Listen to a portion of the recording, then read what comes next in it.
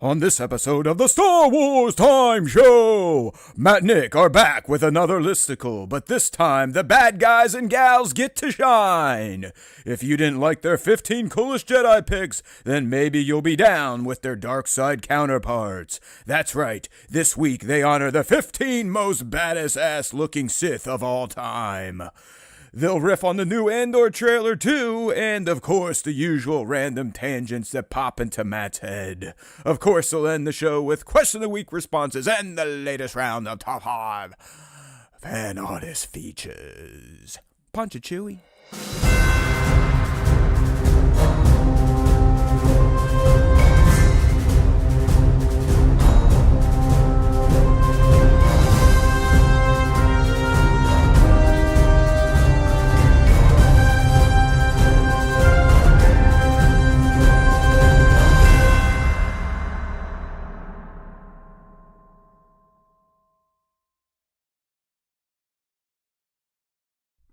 Hey, now they have come back. They are ready to play. They hid away last week, Nick, but here they are. The SWTSers are in effect. They hate the Jedi. They love the Sith. Hey, that's just the truth, though. Sith are better than Jedi. That's Everybody right. knows that. That's right. You all are getting on board with the dark side finally, and I appreciate that. I kind of feel like changing my lights up today. Not that. How about this one? All right, that's better. That one makes me look super Casper, and I like that look, you know. I like looking pale white. Oh, my God, it's disgusting. I really do look like a ghost. Anyways, it's good to see you all. We missed some of you last week. Bat Nova's showing up. We got Mark Attack coming in here. Divided League. Mike jumped in early, and Johnny Osage. Good to see everybody. Good to see everyone. So we've got another action-packed show here. What's going on, my Star Wars guys? We've got some Sith to talk about. You know, some AI-looking Sith, some real Sith, canon Sith, legend Sith, maybe too many legend Sith, Sith with tits. You never know what's going to be on our 15 baddest-assed looking Sith of all time. That's right. We had to put coolest in the title, but we really meant baddest ass looking Sith, okay? Sith aren't cool, they are bad. So that's our special topic for today, but of course we've got the usual SWTS fare planned for you, a little Ask Us Anything, some pop culture talk. Of course, we'll dig into that new Andor trailer and poster that dropped on Monday, just in case you missed it. I decided to go solo live on Monday to talk about the new Andor drop, the poster, the trailer. Went through the trailer with some fans and discussed some interesting scenes that, of course, I will run by my wingman here, young Nick, to get his thoughts on that. Hey there, Joey Cog. Good to see you after a while. I'm guessing wrestling season is over and he is back to the SWTS live show. Good to see everyone. All right, Nick, there's no reason to piss around. Let's get right into it. Lots of stuff to talk about today. Some of the stuff we haven't posted. I don't know if you've seen on socials, but the Acolyte apparently has like a 20 times multiple demand for a canceled show. I don't know. That doesn't really make a lot of sense to me, but it's getting kicked around the Star Wars verse today. Apparently, for canceled shows, the Acolyte has the biggest fan base trying to get it renewed. Good luck, because I don't think Disney gives a shit. They're not Netflix people. That also happens to every show that's recently canceled. I know, and Netflix saves them, and there's no way Disney's letting them save the Acolyte. So it's just got high demand. But also, one of the shows that's had the biggest demand for uncancellation or reinstatement for decades is Firefly. Oh yeah, that's like I bet there's generations that probably don't even know what Firefly is anymore. It's been so damn long, dude. For sure. Now for so, sure. Yeah, there's always stuff to talk about. I was in the Discord today. We've got an open one. Check out the description of this video. But dude, I don't know. I know what's happening in the world, but it's like we've all of a sudden become bad guys to Star Wars fans based on the shorts and clips we put out from old shows. A lot of our like dual clips are hitting now, and it's hilarious to hear these people on YouTube accuse Nick and I of being in the dude bro verse with Star Wars theory. It is unbelievable. We truly live in the upside down at this point in time. It's like, hey people. It's a 20-minute long clip from a fucking 2-hour show where our two dumbasses have no script and just got to rip, roar, and let it go. Okay? Get over it. all you people out there casting stones in your glass houses, eat my tits. All right, now that I've addressed that, we can move on here. All right. Bring back In Living Color. That's right. Homie, don't play that. Get some. Fire Marshal Bill. Let me show you something. All right, Nick, ask us anything time. And boy, oh boy, did we have some questions. Maybe us shaming the fan base led to this. But we got a bunch of questions this week, so much so that I've had to hold some back. Some of you are ripping off more than one. We've got to be fair. Everyone gets a voice on the SWTS, except for young Nick. Okay? So here we go. Let's go ahead and switch things up here. Let's get our slacky wacky showing to everybody here. Unfortunately, I always show them our secret conversations. Not that anyone's going to pick up anything big there. But here we go. We've got some questions to rip through. There's some good ones, Star Wars ones, random ones, animal lover ones. You never know what the fans are going to throw at us here. All right, Nick, this is a good one. This is SM Wagner coming from our Discord. Not exactly sure who they are, but we speak their name and we love them. So they're asking, in a world where George takes back creative control, does E7 through 9 still canon? Or does Rey Skywalker exist? And where does E7, 8, 9 story go? So I guess the question is if somehow George took over now and TFA, TLJ, and TROS still existed. I mean, I don't even know how to answer that question because it's really hard to know what he would do, but likely he wouldn't. I don't think that he would go back and just say that those movies don't exist. Yeah, so he would just shot. he would just pick up and tell a story where he wants to. And realistically, what he was planning to do post episode 6 anyway would kind of fit in between where episode 6 ended and where the current episodes 7, 8, and 9 continue. But the problem is that his plan for episodes 7, 8, and 9 had Darth Maul as the primary villain with Darth Talon as like his, hey now, whatever, his cohort, whatever.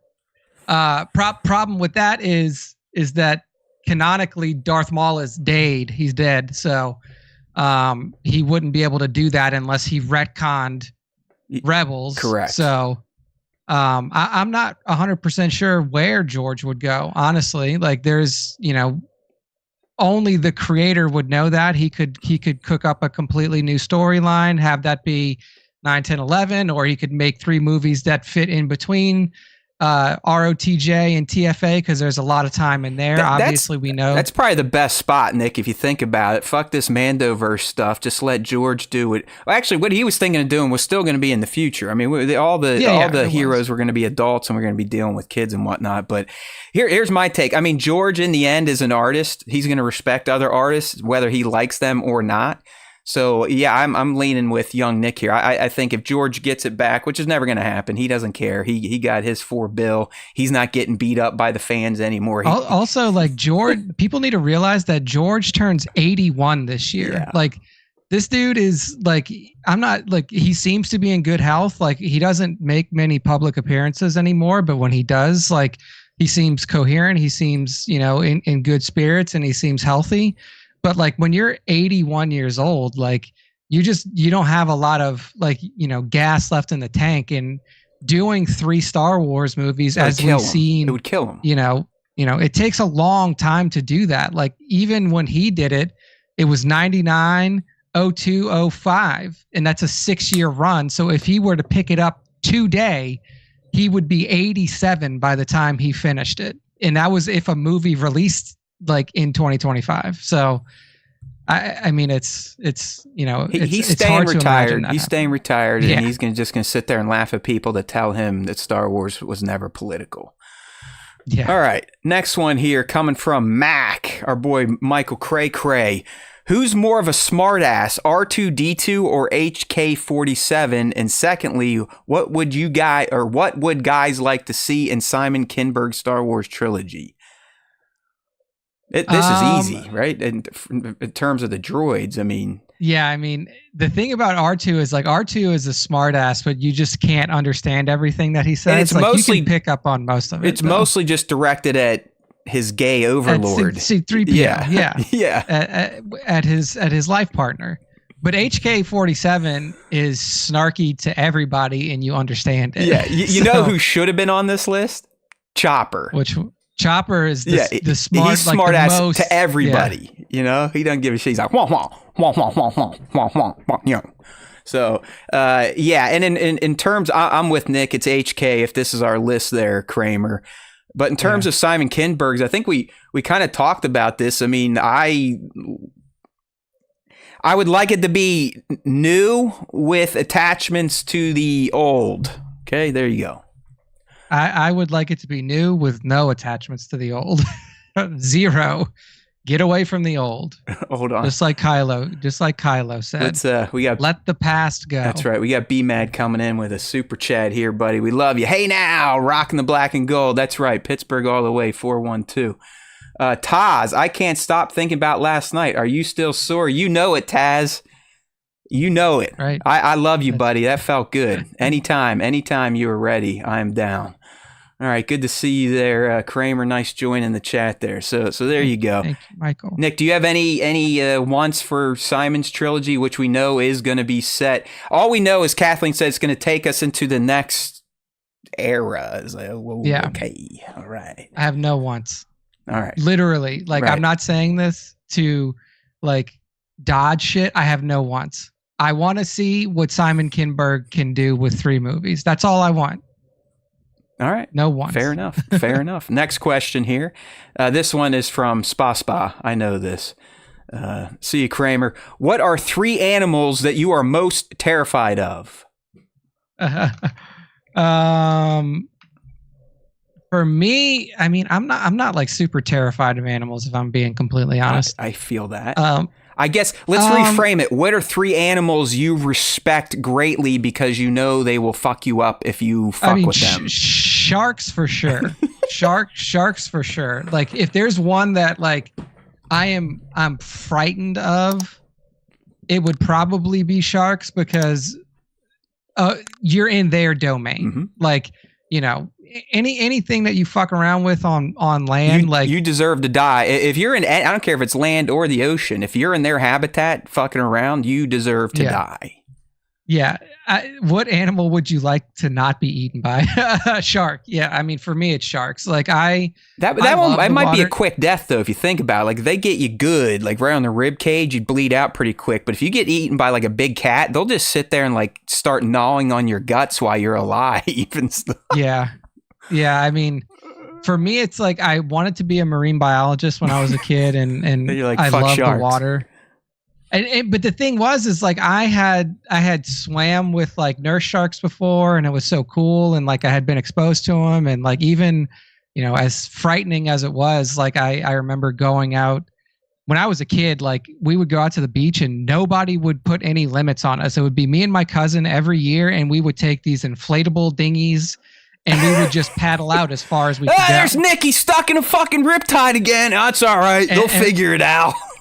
And I still remember to this day, there was one time we went out far. Yeah, like dude, we went that's out nuts. Really far. And we looked down below us and we could see shadows. They were like pretty far under the water. Like they weren't right up on us. But there were shadows down there. And we're like, okay, we really got to get the fuck back now. That is wild. But, I mean, because this is like, right in the Gulf of Gulf of Mexico, right at the time. Yeah, like we were in, like we would always go to Florida, so we would always go to Destin, Florida, and that's where we had this experience. That's like, still Gulf though, isn't it? Yeah, we were still in Gulf water, so.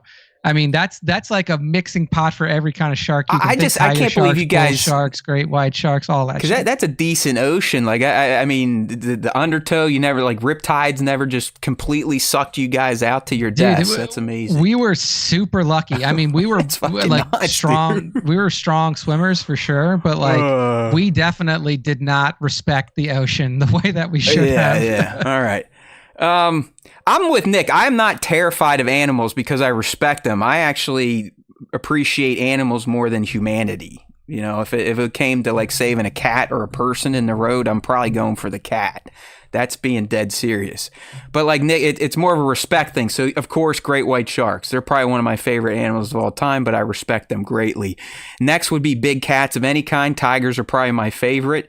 But yeah, you mess with them and they're probably going to chew your throat out. And the last, probably a pissed off silverback gorilla. Because they could probably knock your head off, literally, at least cave your skull in with one shot. Or, you know, a chimp that's been in captivity for 20 years and decides to go nuts and eat your face off. So, all right. B-Mad's living by Destin. You know what? I'm not a huge fan of Florida beaches, but I've been to Destin once and it's pretty slick. It's got the white sands, kind of that clear water. It's a nice place. Not gonna lie, it's a nice place. But I'm always gonna be an East Coast, Northeast Coast type of dude. All right, not bad there, spa. All right, hey, Abby Sky, aka Divided, up in this. We got Mark Attack doesn't like hippos. Hippos are mean motherfuckers. Hippos dude. will fuck you. They'll eat you. They'll eat you. I mean, you know, obviously, if you're in a situation where a hippo is angry at you or a hippo even sees you. You have put yourself in that situation. It's very easy to avoid hippos. Well, they're in water though. Can't they do like 30, 35 miles an hour? They can run very, very fast. B-Mad asking about, have you heard of Panama? Are you kidding me? Bro, I'm Gen X. I lived in Panama City basically through the end of high school into college. I mean, I was at that Holiday Inn Sunspree every fucking spring, being a degenerate and probably should have served jail time or be dead. So yes, Panama City has very fond memories for me. All right, Abby Divided asking, I know this has probably been asked before, but what is the best way to get into a gym/healthy eating routine? How do you find time and motivation to go? What are your biggest roadblocks and what helps you deal with them? Well, Nick, I'm kind of an expert at this, so I'll go ahead and take this unless you have anything to add after here. But you got to have the willpower, which I have now learned is not something everyone has. I just always thought what I do is what everyone can do. So if you can get the willpower, that makes things easy. But time and motivation to go, I just know I don't want to be fat because I've been a really fat person in my life, 230 pounds at 5'6". So I'm a short, sawed-off motherfucker that can also get quite large and round. So that's my motivation. I don't like feeling that way. I couldn't breathe. I couldn't bend over and tie my shoes. It was kind of a miserable experience. And, you know, listen, things growing up, my dad, friends picking on me, that kind of helped. Negative motivation usually drives the males more than females. And really, I don't have roadblocks. I've eliminated them. I have a gym in my garage now, so I have no excuses. So it can't be like, oh, I don't want to drive. No, just get your ass into the garage and work out. And I do that sometimes in 20, 15 degree weather in the garage in the north. So it's, you just gotta really ask yourself, why am I doing this? What are the benefits? And what are my goals that I am looking to reach? And Nick, someone is accusing you of picking your nose, and that's okay. No, I do go like this every now and then. Like I'll just do that because SW, you know what he's doing. You know what he's doing, wiping his nose. Calm down. Come on. It's a tick. But I mean, on Abby's thing, the one thing that I can say that will make it easier is set very attainable goals. Yeah, don't be me. Start with. Don't be me. Don't work out 7 days a week and fast.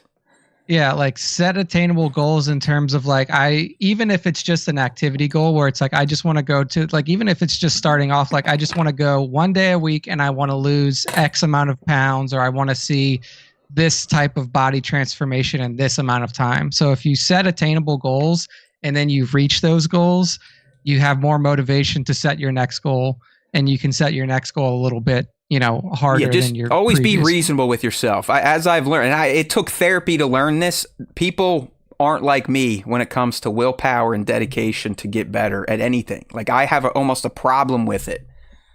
Like I would almost hate people because they couldn't commit to a workout and diet routine like I could. I look at them as weak losers. Ask Joey Coughlin. He knows what I used to look like. This guy knows what I used to look like. I was a mess of a human, as they say. Okay.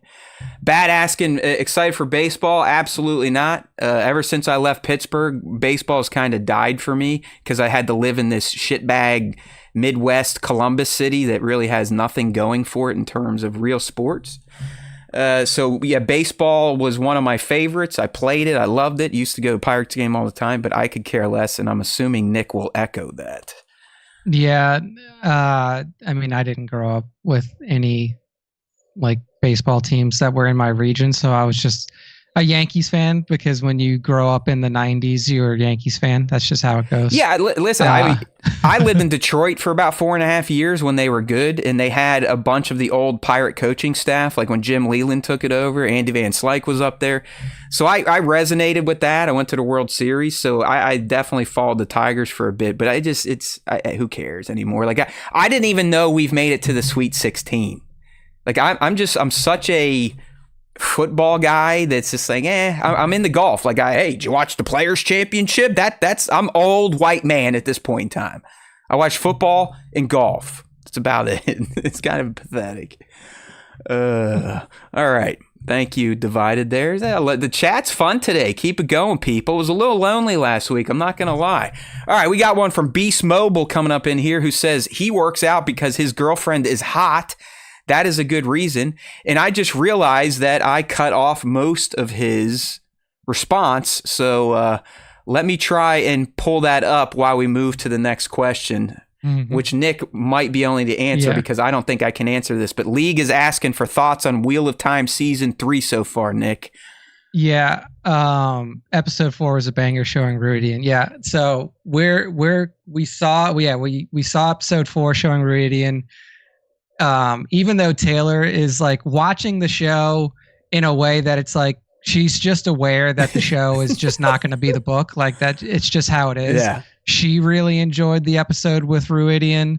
I thought that it was a really cool episode, and I liked the way that they incorporated the actor playing Rand into all of his ancestry as well. It's not like you're going through his ancestry and there's different people playing his ancestors. All of those characters were played by him. I like the way that it was portrayed in both the rings and the glass columns. So yeah, I thought it was good. I've been enjoying it. Like, I have not read the books, so I don't have that layer that most people have who have read the books, or like Taylor has since she's read all the books. But yeah, I mean, I think that the show is strong. I've been enjoying. I'm ready. I'm going to finish Severance season 2 tonight. I don't know what to tell you, people. I saw a lot of you, Justin in particular, like, oh my God, greatest show of all time. And I respect the show. I have fallen asleep pretty much every episode of this season. I feel bad, Nick, because I usually can tap into the zeitgeist, like I get it. I'm not getting it. Like, I'm not getting it. I think they fucked around too long. They'll introduce a concept and take a full episode and they shift away from it. Then they come back. That's like, I'm like, all right, give me the hour 15 finale. Let's see where it goes. I personally got more enjoyment out of Silo season 2 than Severance season 2. Rory Schmidt asking, do you drive Buick? No, but when I was younger, I ran into my friend's Buick because I didn't think I would hit it when I was pulling into the parking lot, even though everyone was screaming at me, you're gonna fucking hit his car! So I hit it anyways, and it just might be that guy asking about Buicks, so there you go. Joe Coughlin, Wheel of Time confuses me. Well, Joe, you and I, we grew up in a family. We were probably dropped on our heads too many times, so I can appreciate that. All right, B-Mad, I am back. Sorry, buddy. We got your question in full now. Here we go, Nick. You're a Moff in the Galactic Empire, and you have to choose a planet to blow up. Do you, A, blow up all the Rebel bases and secure galactic rule, or leak the Death Star blueprints and sacrifice your life for the rebellion? I mean, this is like, is it just like, are you good or are you bad? I mean, I guess it really depends, right? Like, if it was me, I probably wouldn't just kill a whole bunch of people for no reason. But so I would probably switched to the rebellion side of things. Yeah, I mean that's what I would do. Here's it's like this is a very dichotomous I know. question. Here's my take on it, Nick, and hear me out. So if I've made it to Moff in the Empire, I'm probably a pretty shitty person. You know what I mean? Like pretty shitty. I mean, the only high level spy we have met so far is what's his name, Lonnie or something like that from Andor, and he's like middling in ISB. To get all the way to Moff, you would have had to commit some pretty horrific acts. You would have had to bend the knee, kiss the ass. A lot of stuff we're kind of seeing in our own politics right now. And I think by then you're such a compromised person that I'm probably blowing up some rebel bases. Yeah, maybe so. Yeah, I'm already a lost soul. You know what I mean? All right. Let's get back to questions here. Skip leagues. We answered it. EKU Rory, waffle cone or sugar cone or dish at any ice cream shop? Go. I like waffle cones because you can like break them off and do like a little dip. It is good. It is good. So it is good. I guess these days, in my youth, 100%, I'm with Nick. Always waffle cone over sugar if you had the extra money and the extra calories. But these days, I would rather get as much ice cream as possible. So I'm going to jam that shit into a bowl. Okay. I'd rather derive my calories from like slimy cream fat than sugary, crunchy stuff. Does that make sense? Thank you. I am a dish eater. Really, at my house, I prefer to just eat right out of the pint or half gallon. And then everyone else just has to eat my back spit and whatnot. Actually, do you guys get your own ice creams there, or do you share, or do you even have ice cream on hand? We used to, but Taylor, she's not really lactose intolerant, but she definitely gets a little runny. Okay. It gets rough. So no ice cream as of recently, but before she switched off of it, we used to do the same thing where we'd just buy half gallon and then just eat out of it together. Specific brand? Are you doing Bluebell down there in Texas, or? No, so we would mostly do the HEB brand, Heb. Which is just All like, right. I know Heb. So their store brand's pretty good. Their store brand is good. So that was our go-to. It's probably made by Kroger, if you believe it or not. You never know. Really?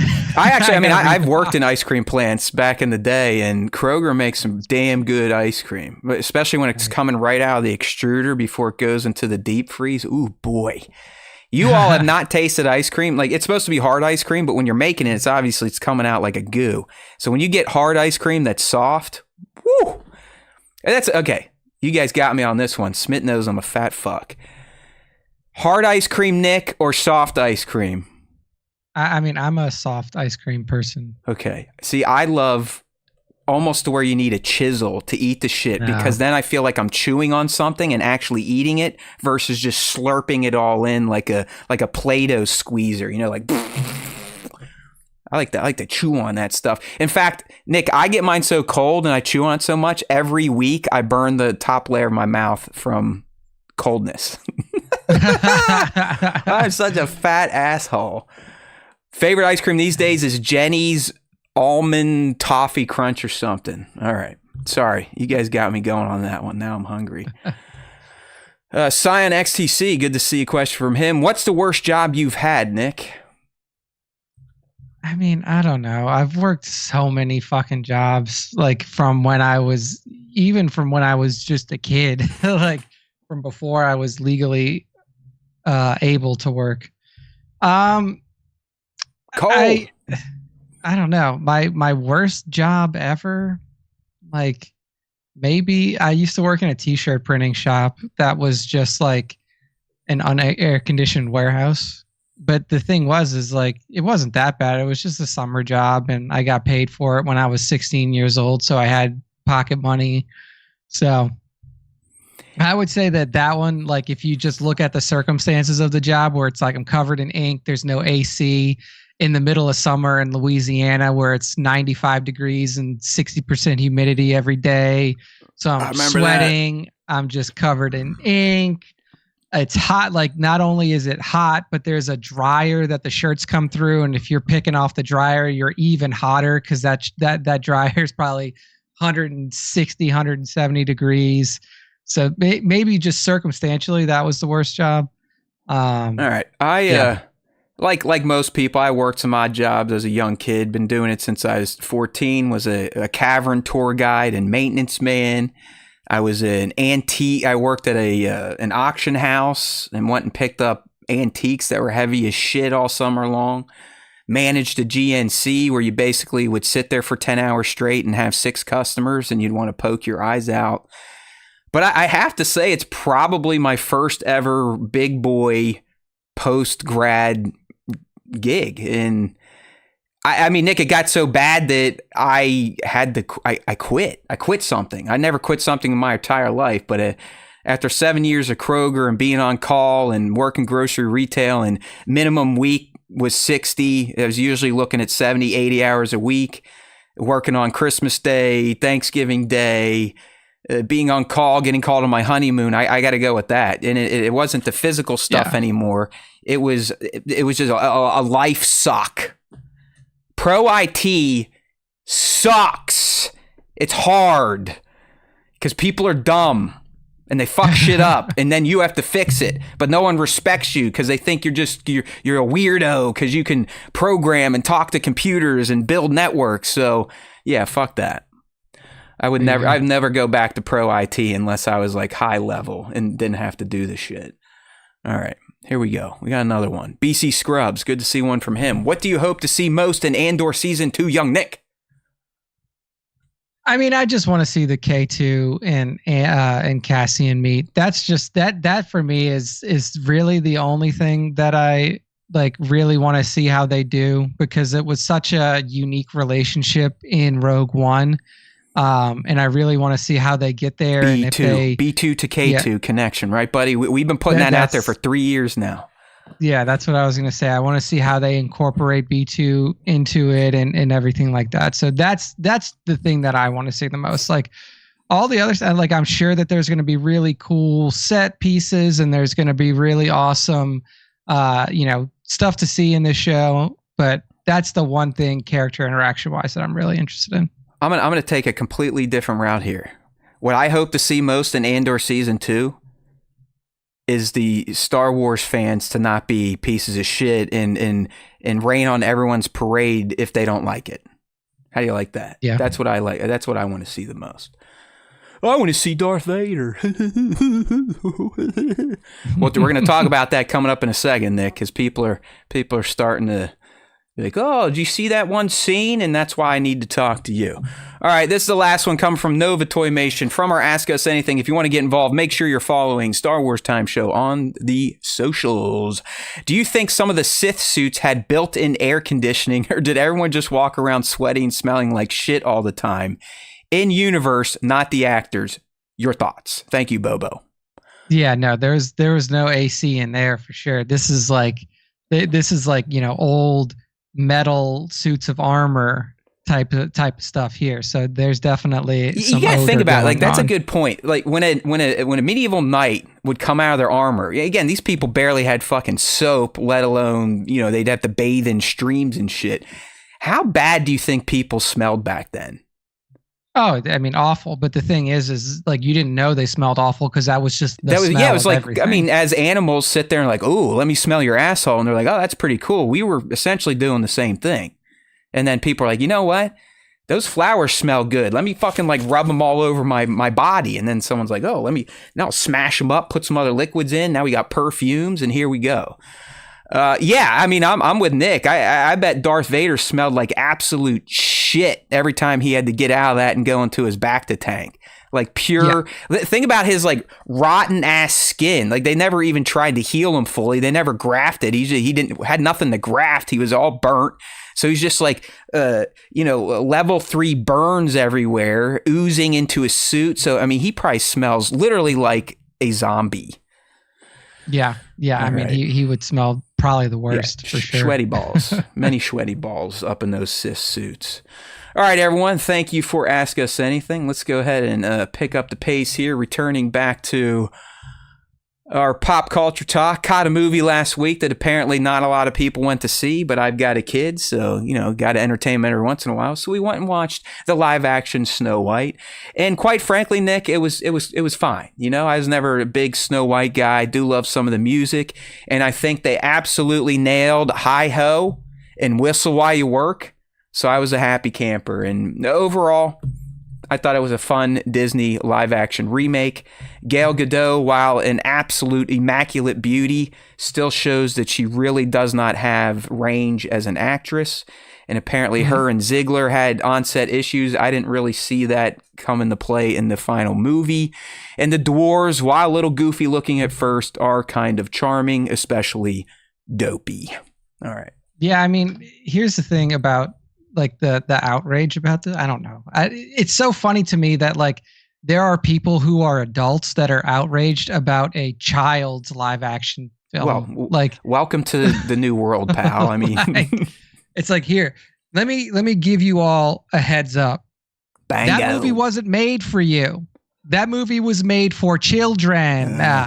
It was made for little kids. And if you are on the internet as somebody who is over the age of 20 years old complaining about the new Snow White movie, you really need to find something in your life that you can grasp onto and move away from or just the internet. Admit that you might be slightly racist or have some problems, okay?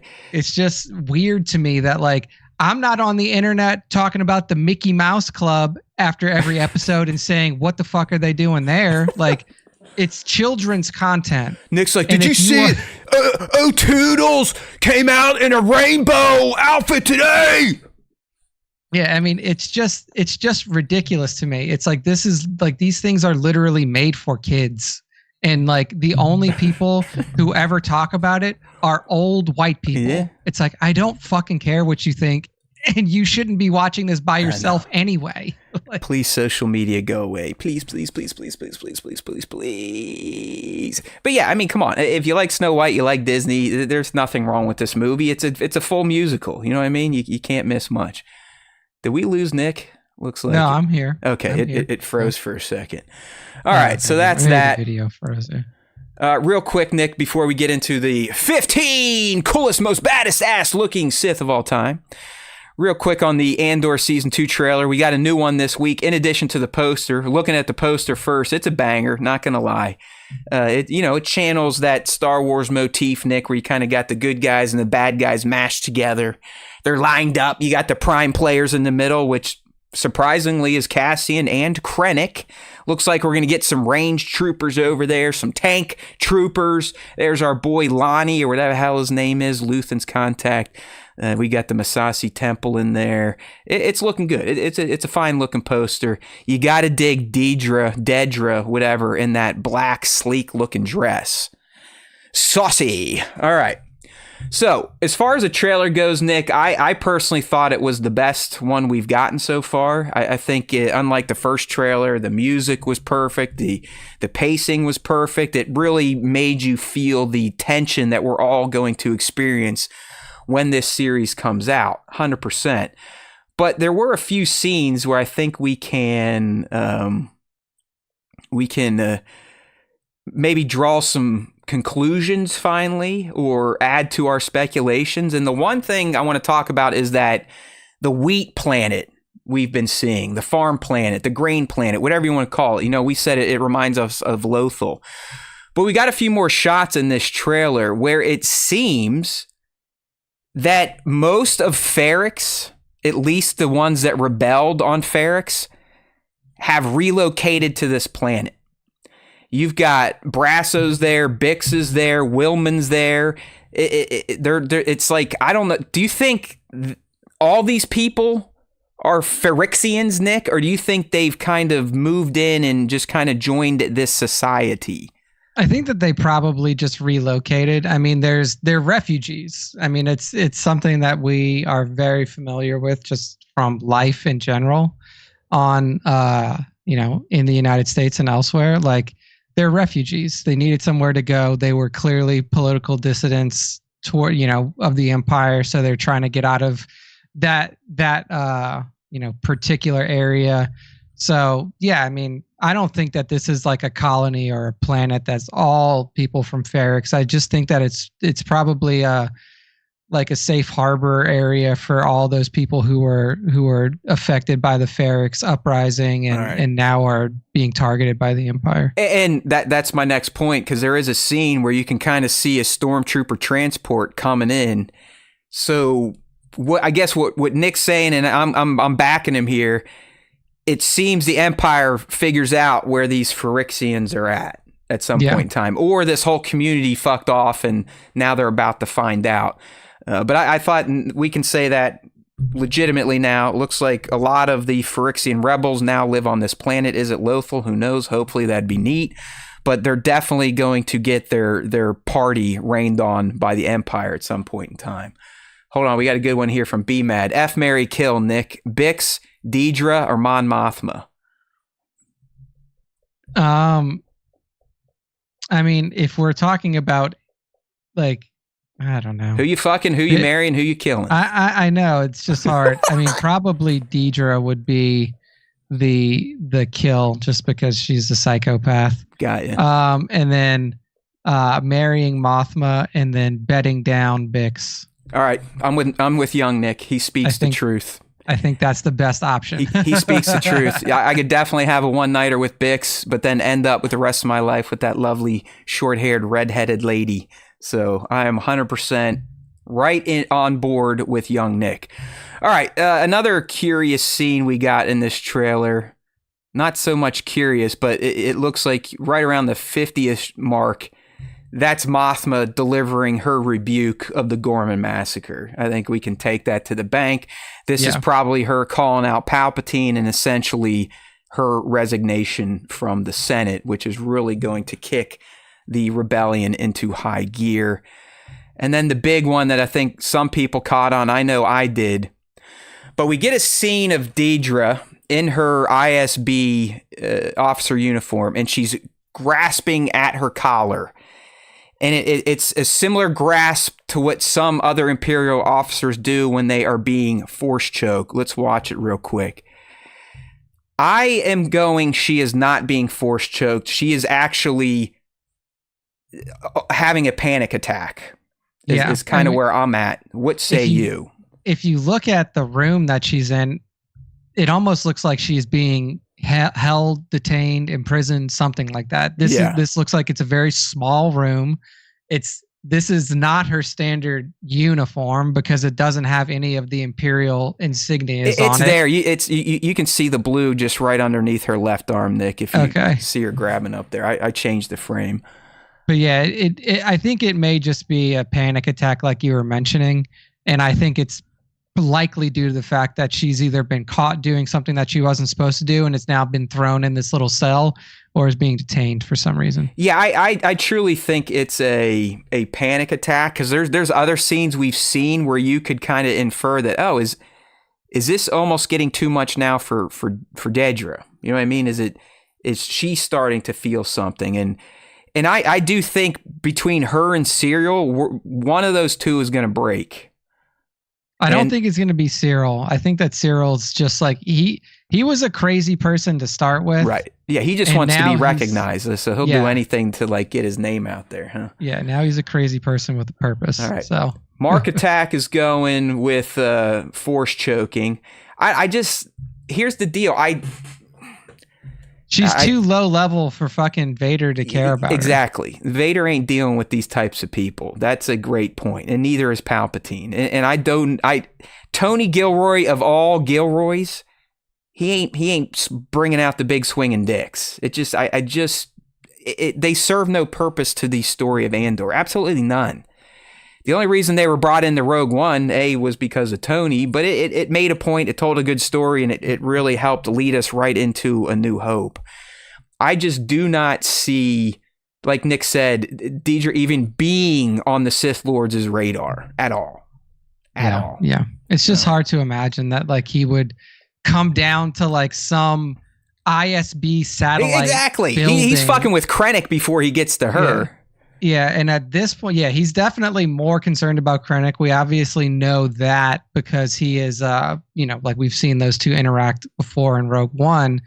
But yeah, it's just like, it's hard to imagine that he's like, where is this mid to low level bureaucrat station, and let me go out of my way during a time period where this motherfucker should be actively hunting the remaining Jedi in the galaxy.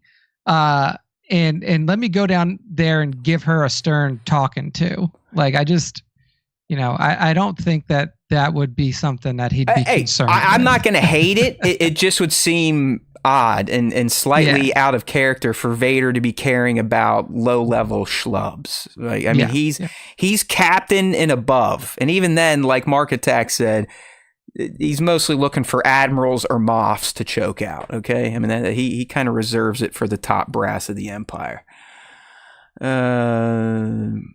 You're a big dreamer, buddy. I love you, but it's never gonna happen. Bat's saying, and since Mothma resigned and got the attention of the Senate on them, so Palpy sends Vader. Nah. You gotta remember, the Senate completely folds, though. Pretty much no one but Bail Organa follows fucking Mon Mothma when she resigns. You gotta remember that the Senate, like our Senate, is committed to supporting Palpatine. Yeah, like it's just like, realistically, within 8 months of this happening, the Senate just doesn't exist anymore. So it depends when this happens, but Nick is right. You got to remember, the Senate gets dissolved pretty much as Scarif battle is happening. Yeah, exactly. Like, very beginning of episode 4, when he's, when Vader walks into the meeting, he's like, there is no more Imperial Senate. It's exactly. Gone, exactly. Bitch. See ya. See ya. I mean, literally, as soon as the plans got stolen, Palpatine's like, why am I even doing this shit anymore? Like, the Death Star's ready to rock. Let's go! And it's not like he was listening to the Senate anyway. Like, I gotta assume that at a certain point during this run, even prior to dissolving the Senate, he was just like, yeah, we'll just leave this facade up so people don't fucking bother me. Yeah, exactly. I mean, it was already a shadow Senate anyways, the moment he took over way back at the end of the Clone Wars. All right, that's really the few scenes I wanted to discuss, but it was a great trailer. Looking forward to it. Remember, we're getting the first 3 episodes come April 22nd, and then we'll get the next 3, and then the next 3, and then the next 3. It's going to be the quickest delivery of a Star Wars live action series to date. I'm excited because it gets it off my plate before I leave for vacation, but I am also definitely anxious about the level of time commitment it's going to require on my part to break these bitches down and get us ready for the cast. But I'll do it. We'll be here every Wednesday to tell you what you should have been thinking when you watched Andor. There you go. All right. Yeah, I mean, Mark Attack, listen, if it takes Vader to get people to watch Andor, so be it. They are missing out, but guess what? Who cares? We are not. We can't be worried about all these other Star Wars fans that hate themselves for being Star Wars fans or hate the thing that they think they're fans of. All right. Well, Nick, it's time to get into our special sauce for this week. Hey. Look at that graphic. The AI went absolutely bananas. It really did, bro. It loves, for some reason, if you ask it to make Jedi or Sith, it loves fucking Stormtrooper variants. Okay? I know. It loves to put helmets on. But I mean, some, like, they got a couple in here that look pretty badass. Like, you got kind of like a slow adult Darth Vader. You see him over there? Yeah, over in the corner on the right hand side. But honestly, the one that's like center top looks kind of badass. He's got like the old plague style mask on. I was gonna say, he looks like he's in France during the bubonic plague or something. I mean, if some fool rolled up to me looking like that with those pauldrons and everything, like, I'd be pretty freaked out. Like, I like the Stormtrooper that has Vader's bucket style, but then the Stormtrooper face mask. It's like, okay, all right, AI, I see what you're up to. They're working. You got like a Kylo hybrid over here on the right. I see the Kylo. It's hybrid. whatever. I know AI really rubs certain artists the wrong way. It's just like, I feel for you. I'm sorry it happened to you, but for lowlifes like myself that need graphics that can't always be found, I'm using it. Okay, I'm sorry. Can't help it. But here we go. We got 15 of the coolest looking Sith of all freaking time to deliver to you. this list, I'm not going to lie, is loaded with badass mofos. I mean, it almost makes me want to get into Star Wars Legends material because most of these people are getting out of here. Hold on, what we got here? Weathermain, a.k.a. Breaking Bad, subbed. We speak your name. All right, thank you. Thank you. All right. Yeah, what I was going to say is, like, you know, pulling up a lot of these, it made me like go through the old like the Legends Wikipedias for all of these ancient Sith. And that's what I used to do when I was a kid, because it was harder to get your hands on those, you know, those pieces of material, or it was referencing like super obscure comics or like stuff that was like, you know, footnotes and everything like that. So like pulling up these ancient Sith and then reading their Wikipedia pages was really cool for me. Well, you know really it's coming, Nick. We really don't want to encourage reading here on the Star Wars Time channel. So once I get through my tour of Who's Who from Andor, which I'm trying to do every week, just put out last week, I put out Who's Luthen Rael. The week before that, I did What's the Gorman Massacre? And we have our AI compatriots do the podcast for us, Scott and Sally. But I'm with you. I think once I get through Andor, I think I'm going to do Bix this week, Brasso. I'm just going to lead up to the 22nd. But I think that's a great idea, is to then focus our AI podcast hosts on these Legend Sith, because they are the perfect team for the job. So always stay tuned to the Star Wars Time show. We don't just do this dumb shit. We'll put out our shorts, our clips from shows, new and old. But usually once a week or at least 2 times a month, you're going to get some form of content. Okay? Let's go. Let's do it. All right, people, here we go. These are in no particular order. At the end, we will both introduce our top 3 favorites, but we're just going to count down just like last week. I got to get my hype voice on. Here we go. He's known for his imposing armor and menacing demeanor. Darth Bane's appearance exudes power and intimidation, reflecting his role as the founder of the Rule of Two. And Nick, I found a good graphic someone already made that kind of has all his different forms. And I know you can explain more, but this dude was a tank, because as Nick has explained to me, he was a fucking miner before he got into the dark side. So he was already built like Arnold Schwarzenegger. But then didn't he allow like some like invasive species to essentially coat him and give him armor? Yeah, so the one that you see up front, the version where you see his full face, if you look at his body in those spines, those are obelisks, which are poisonous insectoids that have carapaces that are so hard that they reflect lightsaber blows.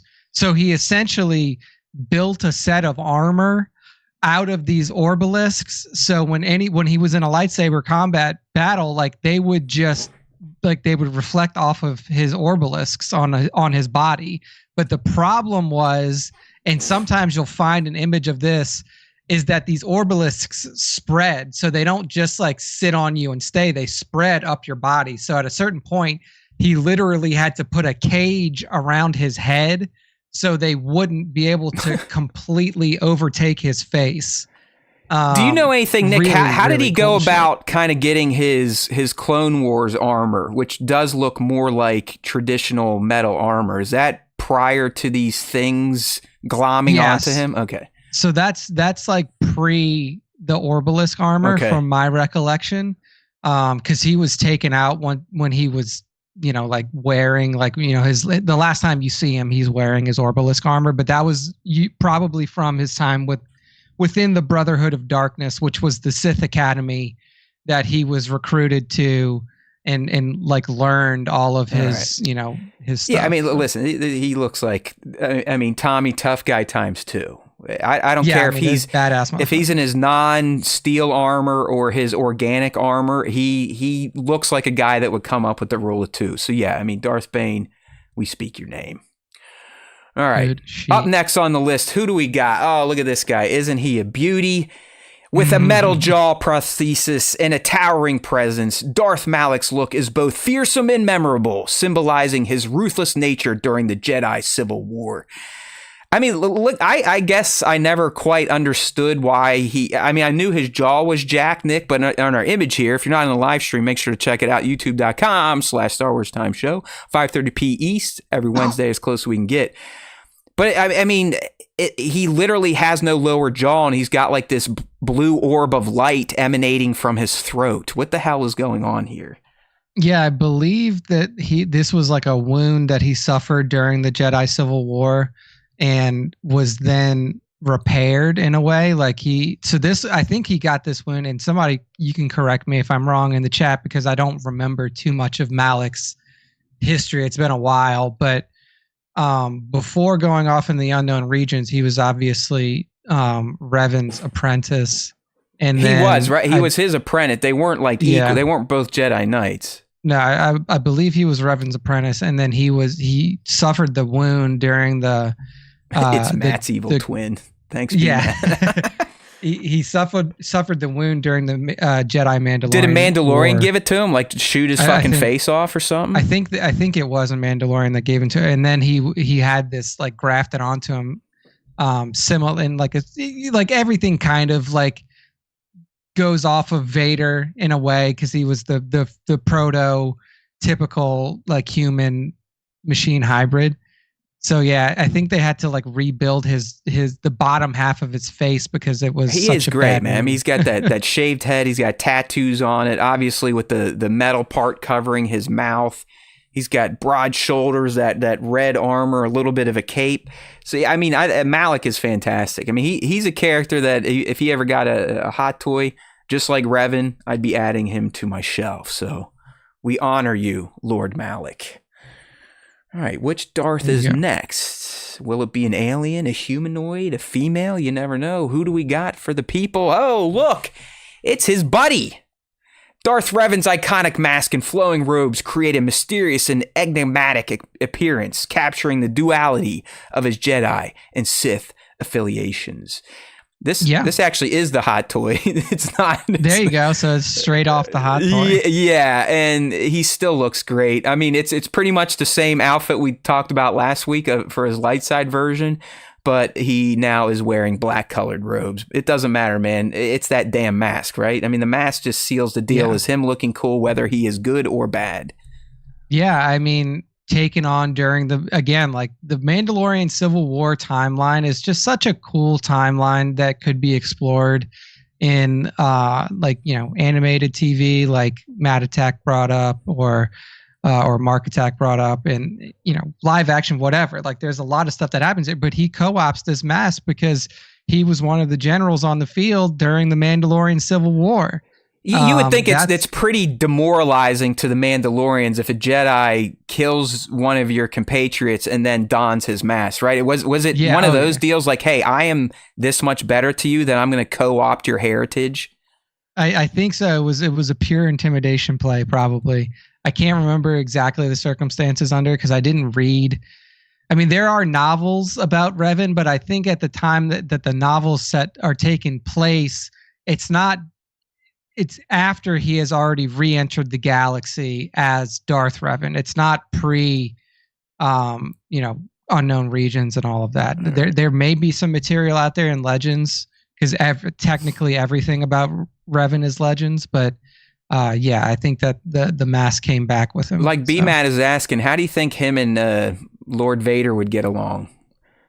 I mean, honestly, in Anakin form, not fully life support yet. Yeah. I think at a certain point in Revan's life, and this is just based off of me playing the KOTOR or the SWTOR game. Yeah. Like he has a level of enlightenment that is a bit higher than Anakin or Vader ever really achieved. That's not too tough, man. We know. Yes, Anakin, it's not very tough. He was singular focused. Yeah, it's called Padme's privates. He would probably look down on Vader, if I had to be completely honest with you. As like a chump, like a chump. Yeah, he's like, this was your reason? Like, this like, hey, you didn't even earn this. Don't say it too loud, Nick. The prequel bros might be listening. Hey. I'm just saying, like, based off of Revan and like the Revan that I've experienced through that game and everything else, it's like he would look at at Vader and be like, man, you like, there's a level of earning that you have to do even when you fall to the dark side, and he just didn't do it. Like he just didn't quite have that level of like how many respect. Mandalorian warriors did you kill, Mr. Battle Droid hero? Yeah, and it's like, I mean, think about though, this dude and his buddy were taking out planets of Mandalorians. Anakin and Obi-Wan were fighting Roger. Bop, bop, bop, beep, beep, yeah, boop, they're bop, fighting beep, some cheap ass, some literal distraction droids. Like that's the droid army was literally just built as a distraction. Legit cannon fodder. Like that's all it was. It was just to slow things down, not to actually dominate. So yeah. I mean, listen, Revan is a boss. He looks awesome, just like his buddy. Between him and Malik, are you still Revan preferred in terms of badass look? I think so. I think so. Like Malik has such a unique look, even among human Sith that have disfigurement because of how his facial feature is constructed. But in terms of just overall badassery, it's Revan for sure. All right. Moving on. Next person on our 15 most baddest ass looking Sith of all time, we have arguably the most iconic Sith. Darth Vader's black armor, flowing cape, and menacing helmet have become synonymous with the dark side, embodying fear and authority. Yeah, like while there are other Sith that unquestionably look cooler than Vader, he set the standard, right? He's like, this is the minimum level of cool that you can be. If you don't look as cool as Vader, then you're just, are you even a Sith? Are you even a Sith if you don't look as cool as Vader? He set the standard. He was what a lot of, like, even just like some of the ones that we just went through are based off of. Like you can see it in the design of Revan. There are echoes of Vader. Like, why the fuck would anybody else have a cape? Like George Lucas just decided one day that like, Vader's going to have a cape. There's no reason for it, but he's going to fucking have a cape. And guess what? Nearly all of the badass Sith that come after him have a fucking cape. So even before him, Dooku. Yeah. Like you are right. It did become a thing. And here's the deal. I know exactly what you're saying. He is the one that came before all. He is the egg or the chicken, whatever you want to say. And while I love this man, I love this character, he's amazing, you can argue that the Sith that came after him, because like Nick said, they were essentially based on him, ultimately end up looking more badass and cool. Yeah, exactly. You know what I mean? He's the first to market. Yeah. So it's like everyone copied his ass. Yeah. It's like, I was here first. It's like, yeah, you were here first. You gave us the idea, but look, we did cooler shit. Yeah, Bane's like, oh, you got your iron lung? I'm going to fucking stick living beings to me, dude. Yeah. Like, I put a cage on my head so I don't suffocate. That's right. But I always feel bad poking fun at Vader because he is the guy. But it is true, man. He really, he set the tone and other people kind of, usurped his drip, if you will. Yeah. All right. Who could be next? We've gone through, I think, 4 of these so far. Who is number 5 on our list of the 15 most badass looking Sith? Oh my goodness. Darth Malgus's battle-worn armor and respirator mask give him a formidable and battle-hardened look, emphasizing his role as a relentless warrior during the Great Galactic War. Yeah. Look at this fucking badass dude. Malgus is essentially like, we're doing Vader 2.0. This is as close as you're going to get to Vader. It basically is Vader without his helmet on. Yeah, it's like they were like, take the helmet off because the helmet can make you look goofy depending on the angle and everything else. So lose the helmet, keep the respirator, beef up the armor, give it a little bit more shine, give it a little bit more heft. More muscles. Yeah, and then because Malgus is still mostly like he's not missing any limbs. I think at some point he may lose a leg, but he's mostly human. Like, so everything, like all the bulk that you see under the armor is just pure meat. Yes. You know? Yeah, dude. So he's just he's just badass. Like, cause you can tell he's jacked. You're like, okay, this dude's jacked. This dude is huge. He's probably 7 foot plus tall. Yeah, I was gonna say he's probably even taller than Vader, who got some ups from his robot extension. Yeah, he got robot legs, so he got a little bit of a height boost for sure. But Malgus is just a big motherfucker that just needs a respirator. Someone has had to have done a 2-scale Malgus versus Vader. Find it for me, people, or I'll ask my AI to draw an image, and they'll be all like drippy faced, and it's not going to be true to form. But this is the guy right here, Nick, that makes me want to play SWTOR for the first time ever. I mean, I remember it was like almost a year ago at this point, one of these random Saturday nights where I'm down here in my basement, you know, looking at the ceiling. God knows what's running through my head. I fired up essentially all the cinematics from SWTOR, and this guy just dominates the screen. I mean, I love Malgus, and I don't know jack shit about him. Just based on his look. That's it.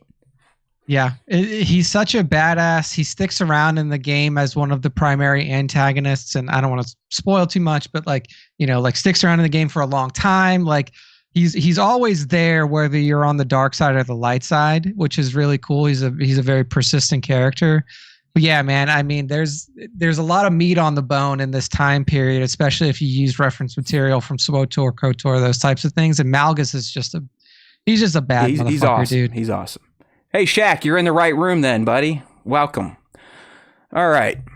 I mean, damn, Malgus, just look at that guy. I did order the hot toy. They did put out a hot toy Malgus on pre-order, and I definitely succumbed to that. I am sorry, bank account. All right, who is up next on this list of the 15 most badass looking Sith? Who could it be? Uh-oh, watch out, boys. Put your hands on your crotches, because we are talking about a striking figure with red skin adorned with black Sith tattoos. Darth Talon's appearance is both alluring and deadly, reflecting her role as a Sith assassin. So, you know, young Nick said if George would have had his way, we would have had a live action Talon who might have been a quasi lover of Maul, but definitely his disciple. And we can understand why George was probably leaning that way based on our discussions last week about Aayla Secura. Yeah. I mean, just like looks obviously super cool. Like we haven't, the Sith tattoos, everything, just like such an iconic look. I will say, I wonder what methodology of assassination she used the most, because she is very scantily clad, as you can see. That just seems to be the Twi'lek culture. Like, hey, let's just barely wear clothes. Yeah. So, I mean, I honestly, just like overall, super cool looking She's Sith great, character. Man. I mean, come on. And I will say too that it's one of the few. Like, just go back in history. Like, even like go back. Is Nick about to admit he likes Twi'leks too? Is this Talon get him going here?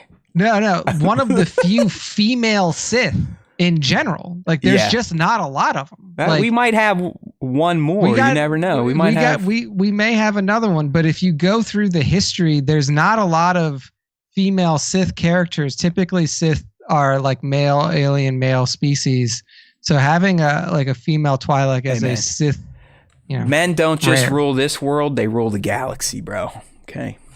Yeah. They rule the galaxy. Yeah, I mean, dude, just do a Darth Talon image search, and this is like the least sauciest one. I was like, all right, let's try not to get too pervy here, but whoever created her pretty much always draws her very sultry and sensual looking, even as she's going around assassinating people.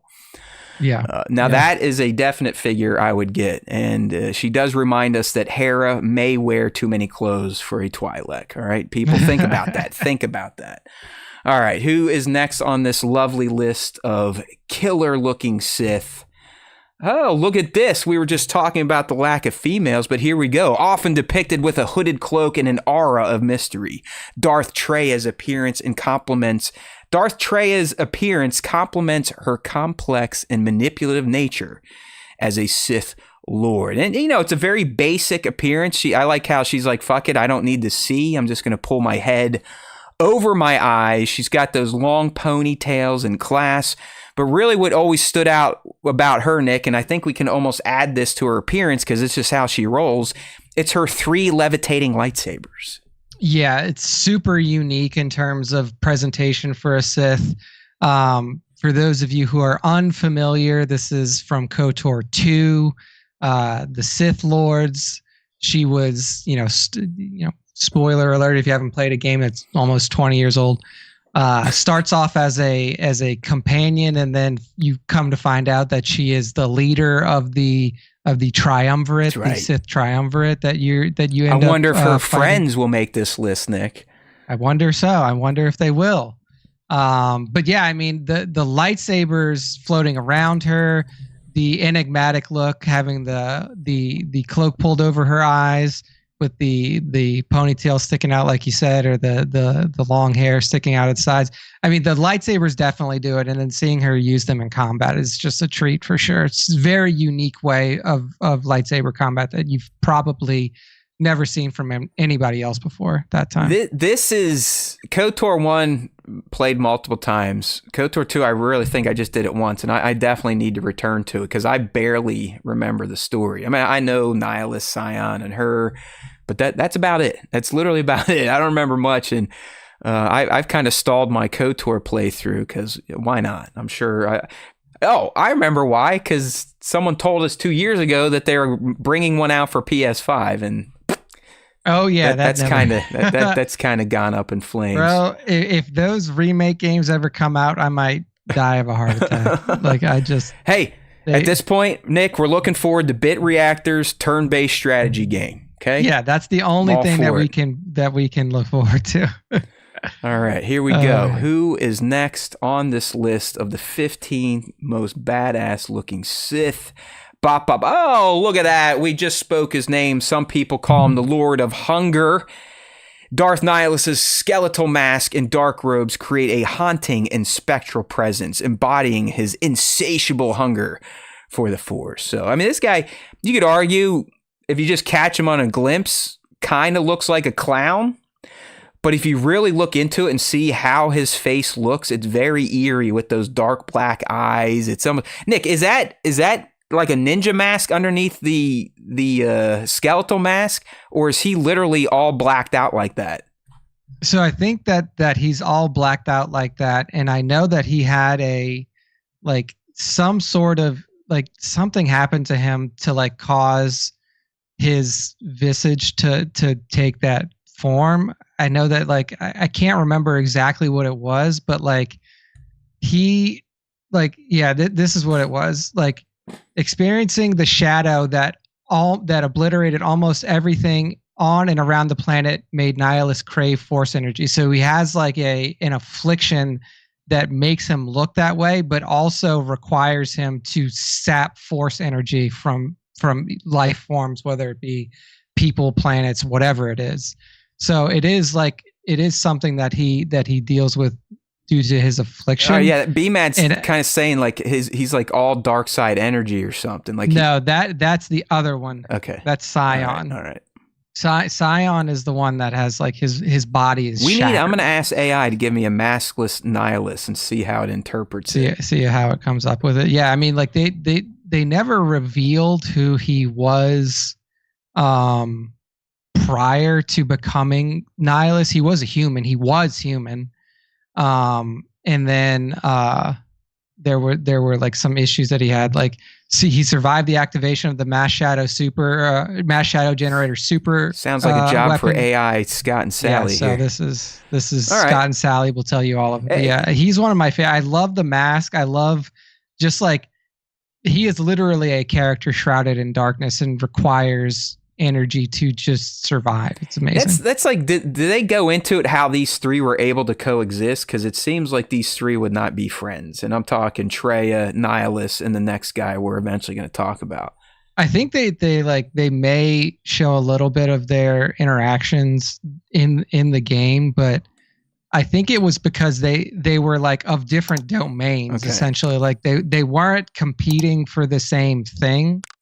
From what I could tell, they were just Nihilus was super focused on his own thing, Traya the manipulative one, and then Scion essentially just the crazed tank. All right. So, well, there's our boy Darth Nihilus. Howard Stern people will understand what that means. All right.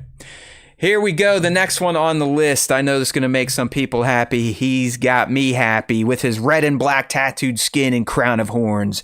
Darth Maul's fearsome visage and acrobatic fighting style make him one of the most visually striking Sith Lords.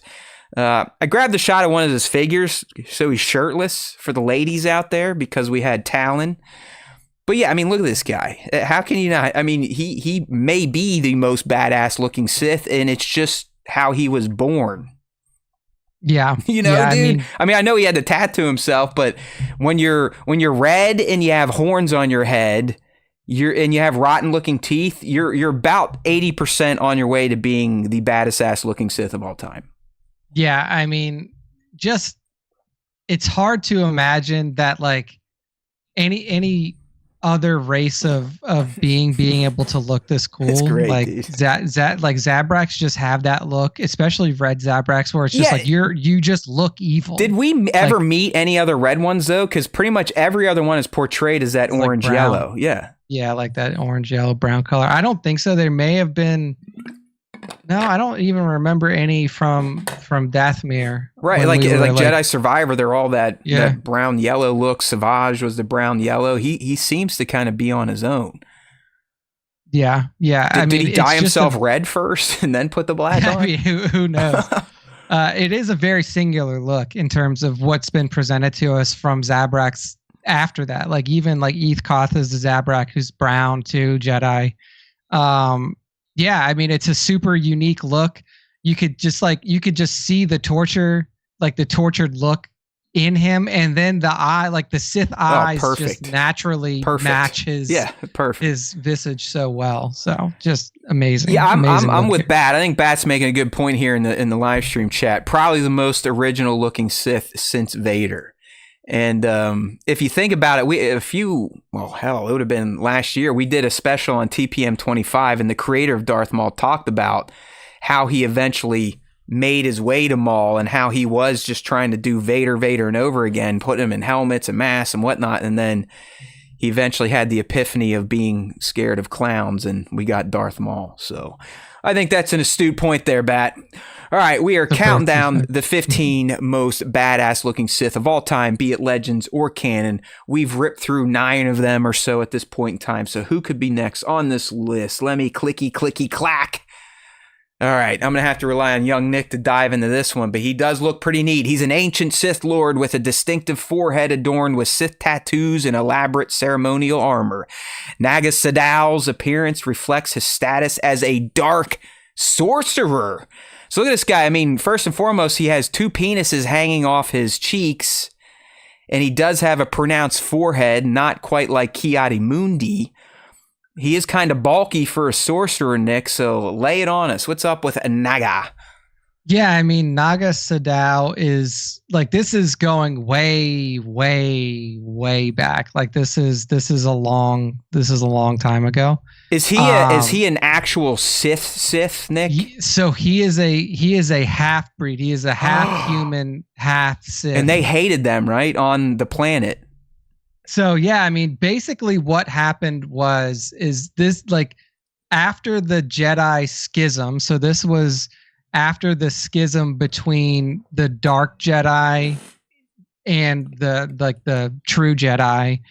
Those the Dark Jedi went over to Korriban, and that is where they essentially enslaved the Sith race. Like the Sith race of beings were on Korriban before the Jedi went there, and the name Dark Lord of the Sith came from that race. Like they called Ajunta Paul at that time, who was the first ever Dark Lord of the Sith, the Sithari, and that translated into that. Okay. So over time, the humans would start to interbreed with the native Sith species, and that's how you would get and the Sith human hybrids. The Sith themselves, Nick, already had a caste system, right? Like, yeah. And then the Dark Jedi show up, and they're like, "No, now you're all subhuman to us, and we're going to rape you so we can get some of your natural Sith juice." Yeah, I mean, it's just like And what I like about these like truly ancient Sith is that they have like this Egyptian royalty look to them. Like if you go to Naga Sadow's Wikipedia page, like the image that they use of him there, he literally looks like an Egyptian pharaoh. It's like Bat saying him. He could also fit in the MCU, you know? I mean, he looks like he could be hanging out with Thanos or something. Yeah, he could for sure. And I mean, like, this was a time where it was literally just like the Sith were at their peak. This was the Sith Empire. Like the Sith Empire was, you know, just a lot of like, it was at that time period where the Sith were a growing faction antagonistic towards the Jedi. And you didn't have to worry about like, you know, rules of two or rules of one or anything like that. It was just like they were out there seeking power. And it was a really cool time in the galaxy. A lot of infighting too, though, right? Like they'd have uprisings, and that's kind of why Bane eventually is like, you know what? We're all a bunch of assholes. We gotta. There's too many of us. Like we can't coexist because we're all psychotic. Yeah. So, all right. Just a really cool time period. I would recommend that anybody go back and like read the Wikipedia pages. Don't recommend. Say just wait until Star Wars Time Shows gets it up on YouTube. There you go. Yeah, we'll get it up on YouTube. Sally and Scott and Sally, they'll give you the breakdown. But lots of amazing lore, like just kind of. I love this shit, man. I mean, it's like I said when I was putting this together, I'm like, damn, Nick nailed all the good ones here, and now I want to know more about this. So as promised, like I said, once I get through the who's who of Andor. Next up for our AI podcast series is 100% going to be pretty much this entire list outside of Maul and Vader. We got a question for you, Nick, then we'll move on. I think the fans are liking your knowledge in the legend space. Divided is asking, so in the Darth Bane books, was the Sith army mostly the Sith species? So before the Darth Bane books, was the Sith army mostly the Sith species? No, because at that time, like just prior to the Bane books, it like the Sith species was mostly wiped out by that time. Like there were not a lot of like OG Sith species kicking around. Like you have to go way, way back to really get into a timeline where there were a lot of the Sith race that were still out there. By the time you get to Bane, most Sith are human. Like that had just kind of like taken hold, like human or like, you know, humanoid species. But yeah, not a lot of Sith prior, like directly prior. You would have to go into ancient Sith time for you to really see like ones like Naga Sadow. The one that we're going to get to next is also like a Sith human hybrid. Well. Something just reminded me here when we're talking about the Sith species, but I remember that there was a Masasi version of the Sith, and I'm reading it here as a subspecies of the Sith species. They're called the Masasi. So yeah, they were temple right. They were kicking around on Yavin then, and the Masasi were fucking huge. Yeah, I mean, I don't. I guess I could pull this up on the screen. People can see, but they essentially look like Red Hulk. Yeah, like the Masasi were like. It's just really they were like Hulk versions of Sith species. There you go. Were massive. Maybe even bigger. Damn, look at these things. I mean, they look like monsters. They don't even look like they can think. Yeah, I mean, you can like in SWTOR. So like one of the expansions in SWTOR, and for those of you who are really into like this Revan talk and stuff like that, there was an expansion called Shadow of Revan. In Shadow of Revan, you go to Yavin 4 and you have to fight against the Masasi, the actual Masasi race. All right. Really cool stuff there. I mean that whole expansion, Shadow. Y'all are going to motherfucking Star Wars history school today. It's all legends. Doesn't really matter, but it's fun to talk about. All right, let's keep moving on. Now I got a good discussion there. What does young Nick have to say about this next one? This character is often depicted as a towering figure with dark robes and a menacing countenance. Marka Ragnos' appearance exudes authority and power as a Dark Lord of Sith. And I mean, again, this guy, humanoid kind of looking in some images I found out there, alien looking in others. But really, Nick, I think the thing that he kind of stands out for him are his long robes, his chain he wears around his neck, and then those big ass Loki-like horns on his helmet. Yeah, it almost like if you look at Marka Ragnos' helmet, it almost looks like somebody who designed Loki's helmet knew this dude, like took inspiration from this character. Marka Ragnos is a character that I was first introduced to. And Matt, if you're playing these games, you're going to get to it through the Jedi Academy game. He is one of your primary Sith of note during that game, because in that storyline, Tavion is trying to resurrect Marka Ragnos. Okay, yeah, and that's pretty much right where I'm at. You're talking about the first Jedi Outcast, right? So it's Jedi Academy. So it's after Jedi Outcast. It's the primary one. It's the one that you're playing Jaden Core as, but he may be an Outcast as well. But yeah, Jedi Academy. I think you're right. I think the one I'm playing is followers of I put Merrick like an idiot. It's Marka Ragnos. Yeah. So definitely in the Jedi Academy game, probably in the Jedi Outcast game as well. I can't remember specifically. But Tavion, the primary antagonist through Jedi Academy, is trying to resurrect Marka Ragnos, and Marka Ragnos is actually predates Naga Sadow. So like he died. He's also a half-breed. I'm seeing here, Nick. He is a Sith human. And didn't someone challenge his rule? Like they had a duel essentially, or am I crazy? Or so what it was after his death, Naga Sadow and Ludo Kresh fought each other to occupy Ragnos's throne, Marka Ragnos's throne. It wasn't Marka. It was the but he did kill somebody he killed Lord Simus to become the Dark Lord of the Sith at that time. Like the ancient Sith stuff. I read so much of it just through like Wikipedia when I was a teenager, and like you kicked my ass on this stuff. It's not even close. I mean, it's not even close. Ancient Sith history is just so interesting to me because it shows you the textured depth of the Star Wars universe, where it's like, oh wait, like we know about all this stuff, but you can literally go back in time and like find out how the name Sith became associated with dark side users. You can learn about why the Jedi schism happened and all of this knowledge. And like the time period back then was so much more interesting because there was so much more conflict that was evenly matched, instead of it like now where a lot of the stuff that you see is an uneven playing field. It's David versus Goliath, and then like David comes up and wins. But it's really interesting to see the history behind all of these huge figures and institutions. So it is the first game. You are right. It's just the Jedi Academy, and then whatever Jedi Knight 2 was the other one.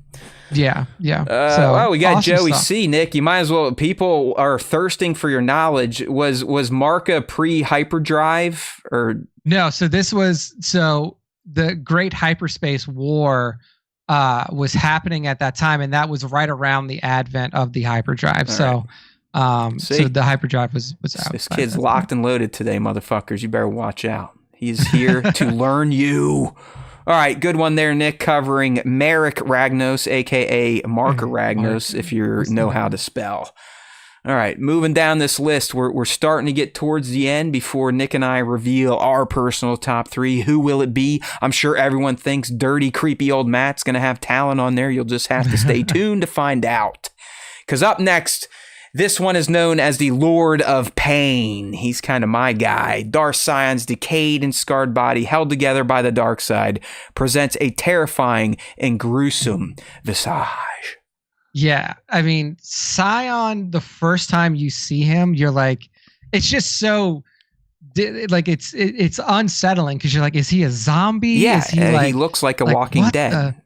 And then when you like read his lore and realize that like his body is literally held together by the dark side and his hatred, like his hatred is the only thing that is keeping him alive. So is he sort of dead, but not dead? Yeah, it's like it's hard to classify him because, like, in a way, you could say, like, is he undead? He needs lotion. Yeah, good one. Yeah, he definitely has some. This motherfucker needs to take a bath in petroleum jelly. Like, he needs to go dive into some Vaseline. Yeah, I mean, he's just a character that is literally held together by hate. And think about how much energy that must require. I mean, that's insane. Yeah. But I guess that's what fueled him as well, because we know the Darksiders, they actually get their power from pain, suffering, hate. So yeah, I mean, he was probably didn't he have an attack where he almost blows himself up, or was that just for swaggo? Like he can shoot out like a shockwave almost. Yeah, I'm not 100% sure if that's just a swaggo move or not. But yeah, I mean, this is what it says here. So rather than die, Sion found that by calling on his pain, anger, and hatred, he could rise from certain death and achieve immortality at the cost of all-consuming agony. Ooh. With a body fractured and decomposing, held together only by the dark side of the Force, Sion. See, Anakin, you little bitch. Yeah, I mean, like this dude, like Anakin is like, oh, I got burned. The pain of the fire. Like this dude literally is only surviving because of pain. Yeah, he's fucking. This guy's like, the man. Like he's my hero. Someone that just likes to be that miserable and in pain, I can respect. Yeah. So for those of you who are unfamiliar with Sion, do yourself a favor, go pick up the KOTOR 2 game. You can probably get it for $5 somewhere now and play through it, because Sion is one of the three. It's Sion, Nihilus, and Traya are your three. Hey, remember back in the day, I think even when you played it in SWGO, that they were a big deal for that one raid. Yeah, you know, I mean, they were the raid. You had to fight the Sith Triumvirate. Love it. Yeah, he was a hard shot. He's a good looking guy. That would be a good cosplay to roll out in if you got a good build. You know, just make yourself look all crusty, shave the head, pop in a white contact, and you're going to be the belle of the ball. Indeed. All right, but let's move on from the Lord of Pain here. We had the Lord of Hunger, the Lord of Pain. Which Sith Lord will we be talking about next? Uh-oh. This one is often portrayed with a tall, slender frame and an elongated head. Darth Plagueis' appearance is both distinctive and unsettling, fitting for the Sith Lord who sought to manipulate life and death. And I did take the concept art from the Acolyte, so that we are working with live-action canon Plagueis, and it's hard to say a wiry figure like this is badass looking, but he's very Sith looking and creepy, if anything else. Yeah, it's a unique look for a Sith. Yeah, he's freaky. Like it's, you know, you typically very alien, right? Very alien-ish. You could argue like the most stereotypical alien look that we've seen thus far, even among like the Sith human hybrids that we've talked about. The only one that probably beats him is Tenebris, who literally looks like, you know, the black eye aliens from that we dream up here on Earth. Exactly. Like Plagueis is a person that, or is a being that is definitely not like physically intimidating, because Muns are not physically intimidating. But he is more of that like master manipulator, but has this look to him that just looks like, it looks creepy. It looks unsettling. Like that little bit of a preview that we had of him in Acolyte, where he's just looking around that corner at Khmer and Osha. It's one of those things where it's like, man, that you could tell that there is a sinister presence to him. And that's one of the shames of Acolyte getting canned, because I'm pretty sure this guy would have been not a lead, but a character that got some spotlight in season 2. Yeah, he would. And considering he ties directly into our Lord and Savior Sheev Palpatine, it seemed kind of important to maybe get more fleshing out of his tale. But hey, who cares? We always have books that don't really count, so we'll just go back to those. Yeah, it's like they count until somebody comes in and says, hey, I want to do moving pictures, so your book doesn't count. I mean, as soon as Acolyte Season 1 presented this, that shit no longer counts. So here we are. Oh well, such is life in the Star Wars fandom. Okay, here we go. Who could be next on this list? I know we're getting close to the end, or it feels like we're getting close to the end. Who do we have? Uh-oh. With Yorick coral armor grafted onto his body and piercing eyes, Darth Krayt's appearance is both unique and intimidating, symbolizing his rebirth and dominance over the Sith. And I have both forms of this guy. I've got his full armor where he's got a mask. It almost looks like he's trying to pay homage to Darth Bane. But then I also have him maskless where, he's got, looks like facial tattoos, spiked out armor. He looks pretty ripped. Arnold could play this guy. Nick, does Crate ring a bell to you? Because this is another one where I'm like, I don't know, but I feel like he's actually post Return of the Jedi, isn't he? Yeah, so he was born, like, I definitely know of Darth Crate. I haven't read too much about Darth Crate. But he definitely, his armor is definitely inspired by Bane.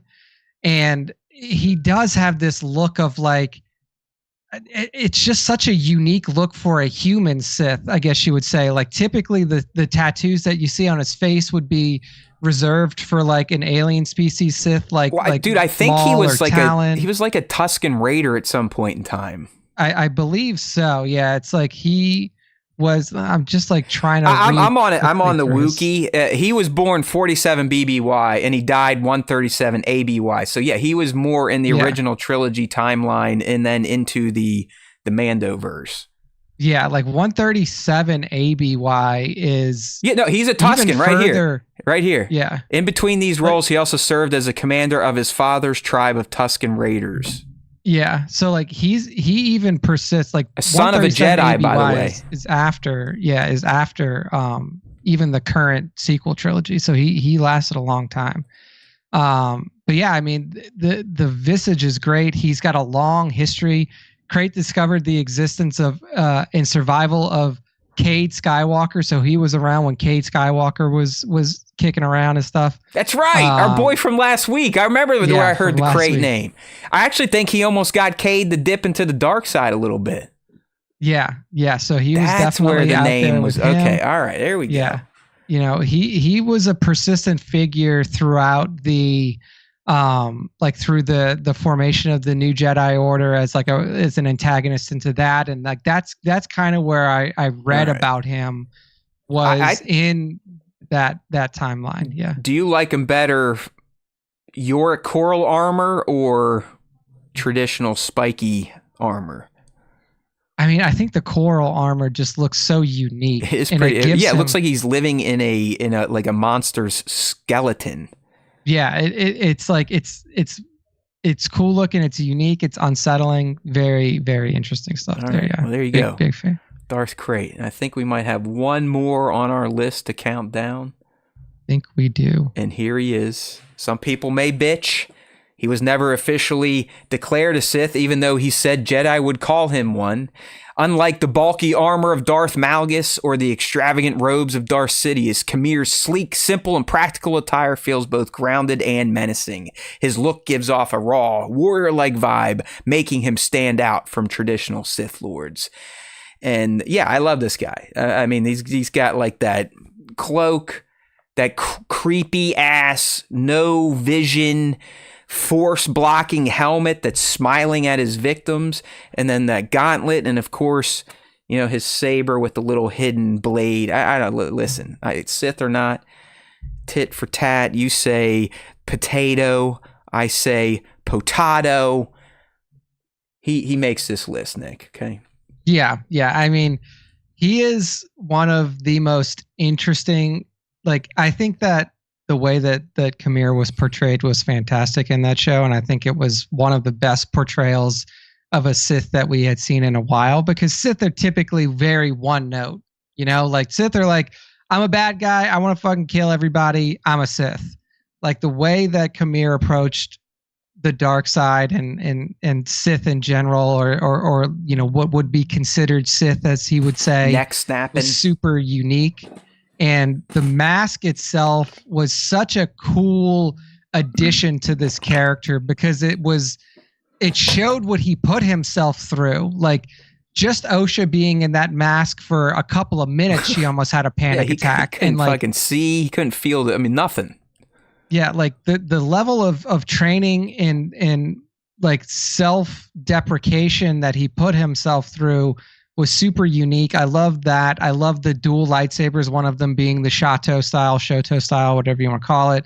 And just like the very grounded look, like you look at Sith or you think about Sith and you think about Vader, or you think about Malgus, even you think about Dooku with his extravagance. They're all like cranky and angry. This guy was like a slapdick for a while. But also, like, you don't think about Sith in terms of like them being very, very normal. Like this guy is like, you walk past him on the street and you're like, this is just a normal dude. He could be, you could mistake him for a beggar, for a shopkeep, for anything. Okay, Bat, we understand you think he's boring and you wanted Starkiller. We get it. I mean, they're literally the same character. Starkiller is only cool when he wears his freaky helmet with his claw fingers. So what's the big difference, buddy? Come on. Yeah, I guess like that. Come on. It is like Sam Witwer's look is really cool, but yeah, I mean they're both just humans that have their own versions they're of, not that much armor. different of a character. Let's be real. Yeah, but no, I mean Starkiller wouldn't have fit in this time anyway. He was way too early. Like Starkiller came much later. Yeah, we gave him last week. He looked, we forgot about him. Yeah, we gave Starkiller the love. Starkiller. He wasn't necessarily called a Sith, I don't think, right? We can't. Let's see. Starkiller definitely. As I'm screwing around with Kamir, is he Sith or not? So it's all good. So, yeah, I mean, I just love the simplicity in this look because oftentimes the most evil are the most simple. That's right. All right. Well said, young Nick. That means it is now time to unveil this guy's top 3. So here we go. Coming at number 3, Nick had Darth Nihilus.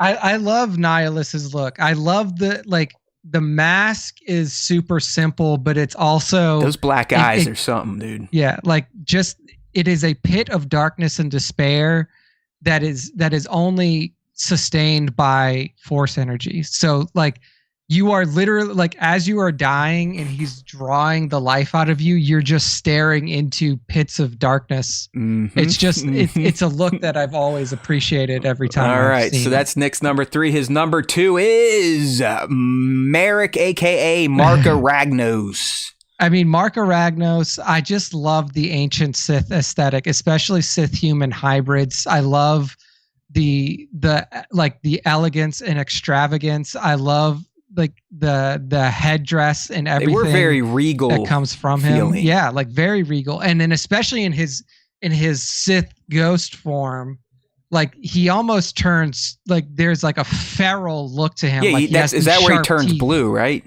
Yeah, so that's his Sith ghost form, which if you're playing Jedi Academy, Matt, you're going to get to it soon. All right. Can you play it for me so I don't have to deal with it? I played a couple. I when I first got that game, I played it through 3 times in full. Holy shit, man. Because I mean, the game lets you pick your lightsaber style, so you can choose single lightsaber, double lightsaber, or staff saber, and I played it through in all 3. Anyone to guess what character model I picked this most recent time around, if you remember him? Who did you pick? I can't remember. The Twi'lek that's basically wearing a bikini. Okay. Yeah. There we go. Yeah, that makes sense. All right. So there you go. And Nick's number 1 most badass looking Sith is Naga Sadow. Yeah, I mean, for me, it's just like that ancient Egyptian look, like that pharaoh style look. I love the red skin of him too, like the actual, like the visage of the Sith human hybrid from this time period, the regal attire. Like this dude looks like he could sit on a throne in ancient Egypt and you could buy it. Like I just really enjoy that Sith human hybrid. That look at that time period. I think it was super unique. It's something that you just don't get now because the Sith species don't exist anymore.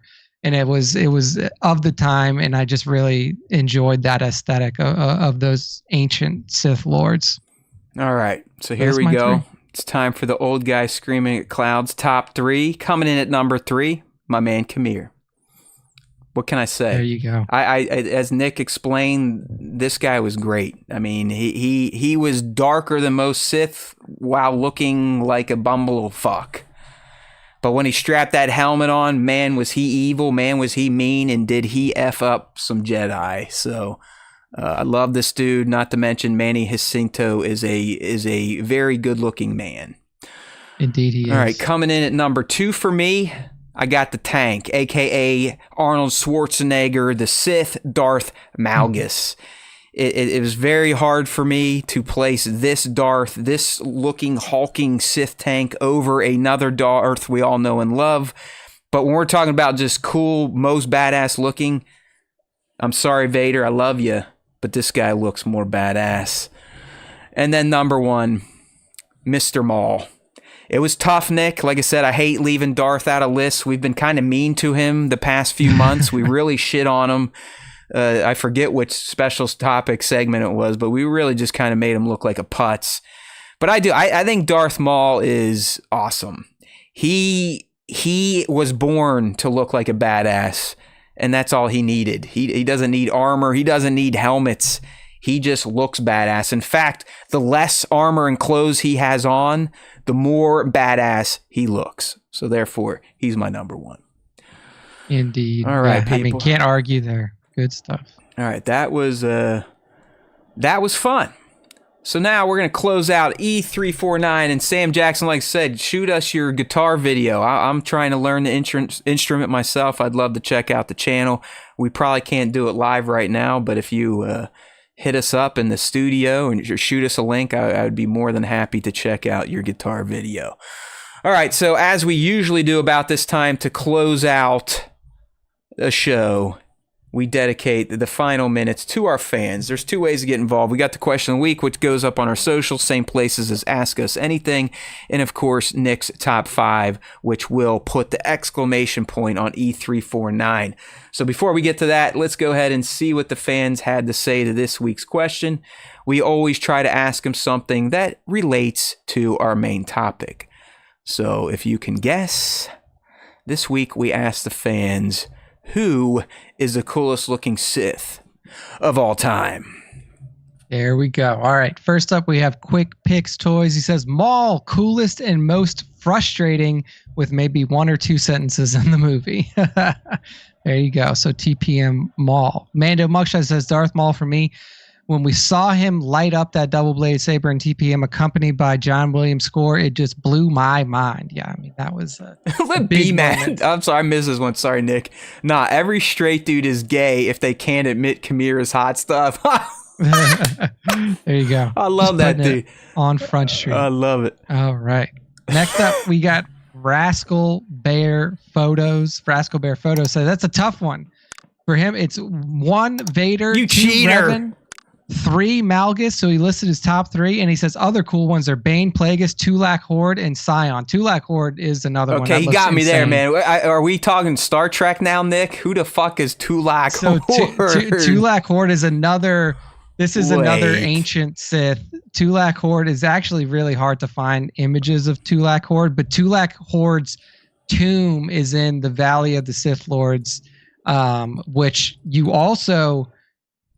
For Jedi Academy, like there's some stuff coming up for you. Valley of the Sith Lords, a place you may visit. I'll just put that out there.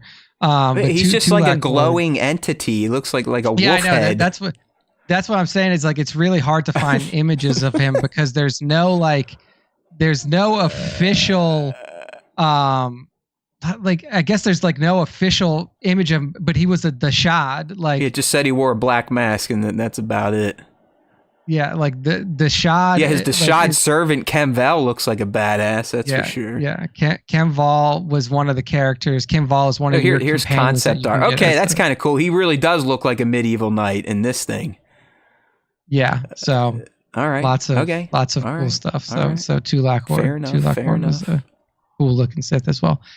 So good stuff there. Rascal Bear Photos. Next up, Mark Attack 7. Mark Attack, I think he's in the chat right now. Says outside of canon, I'd say Darth Talon. No reason in particular. Mark.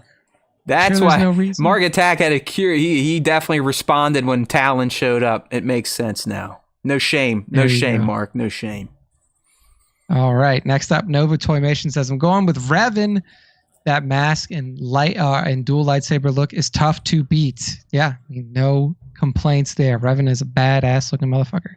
Dago YJ says Darth Vader. Straight up Vader, the OG. Can't argue with that.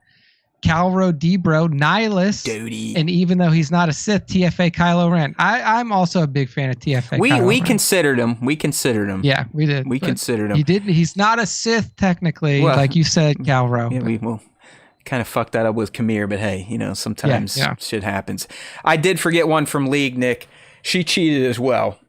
She had Talon first, Treya, Nihilus, Jesus, Revan, Maul, honorable mentions, Asajj, and Kylo. There you go. Asajj is another one where it's like, was she a Sith? Right. Was she a Sith apprentice? What was Asajj? But Asajj's look is definitely unique and awesome for sure. Oh boy, chat's having themselves a good time right now. Yeah, I saw that. Darth. I gotta keep those comments to myself these days. So, Mando Pirate says Dooku because the curved hilt and hook, his Sith garb looked majestic too. Yeah, okay. I mean, like that's what I was saying is like with Dooku, it's like you're almost looking at like a rich Sith, Like I mean, he was rich. His family he was a fucking count, rich. Bro, for sure, dude. Yeah. I mean, he's royalty. His family was extremely rich. So, but yeah, man, like always, he's older. He's got that cool lightsaber with the curved hilt, like you mentioned, that he passed on to his apprentice. Both of Asajj Ventress's hilts were curved as well, and just had that like rich boy look to him. So good stuff. All right, fans, way to go. Yeah, thank you to everybody who participated in the fan question. Make sure to follow us at StarWarsTime.show on Instagram, on our Discord, or on our YouTube community to catch up with our. So that's the Tulak Horde. Yeah. From SWOTOR. That might be some new because I haven't played SWOTOR in a while. It just says Tulak Horde heavy gear concept, so I don't know if this is just like a fan creation or what, but that's probably an armor set that they've released in the game. Yeah, that's what I was saying. That looks fucking great. Yeah, like I'm behind on SWOTOR content now. I haven't played the game in a couple years. Every now and then I go back to it just to catch up on canon, like on the content that they've released and see what's out there. So I might have to do that again soon, but yeah, good stuff. Asajj was an exploited Sith intern. Good one, Mark Attack. Yeah, really.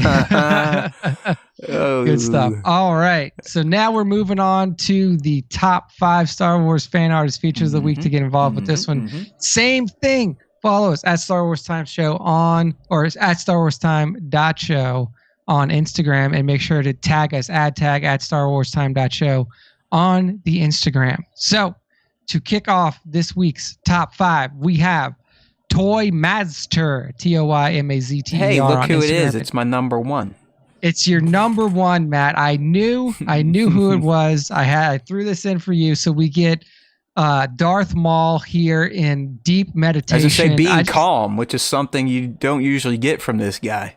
Yeah, typically not his style, but in deep meditation. I love the posing, the garb, the placement of the lightsaber, the use of atmosphere.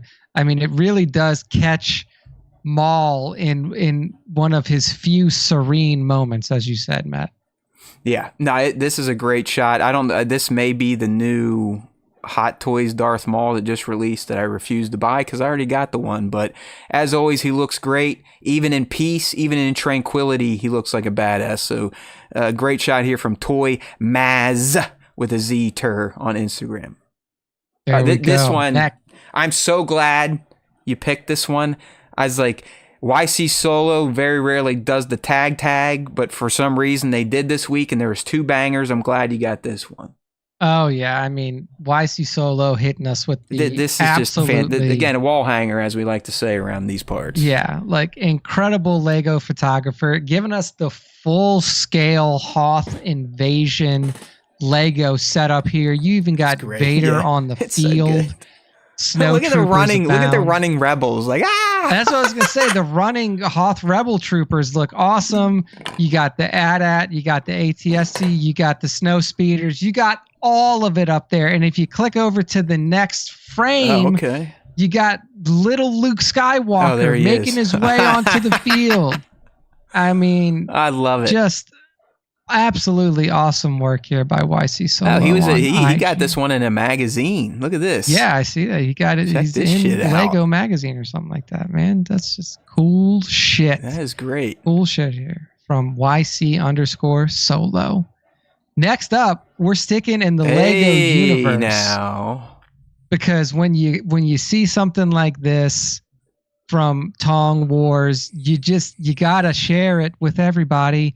Tong Wars hitting us with the awesome Imperial Star Destroyer in his typical landscape that he always shoots in, gets that amazing reflections off the water, the golden hour, and then behind the Star Destroyer, even though the Star Destroyer would have been enough, the three little TIE fighters coming behind it, and that superimposed it's like a celestial moon. Body or something up there. Yeah, like this was just fucking incredible looking, man. Like Tong has the best spot that you could want for a toy photography spot. 1,000.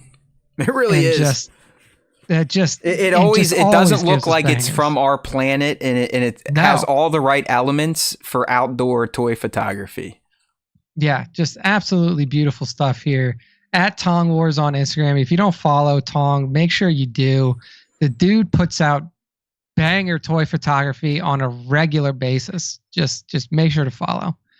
All right, next up, we got Mark Attack. Mark Attack may be the only top 5 selection of all time that actually sat through the whole all 2 show. hours of this mess. And look at this. The one time where we're giving legitimacy to the Darth Jar Jar part of it. Look at it. Smith's even here too. Look, he just popped the chubby. Did he make it? He did. Schmidt make it? He did. Look at him. He's excited. His boy is being honored. He got his moment. So yes, Mark Attack, you've had a lifelong fan your entire time. You just didn't know it. It's Rory Schmidt, and he's been a Jar Jar LFG. Homer. There we go. So Mark Attack giving us what we've always wanted and needed. That is Darth Jar Jar. It's perfect Darth Jar Jar. Sith get up. And I love how he's got the hands. Like you feel like he's about to just shoot some Jar Jar lightning Exactly.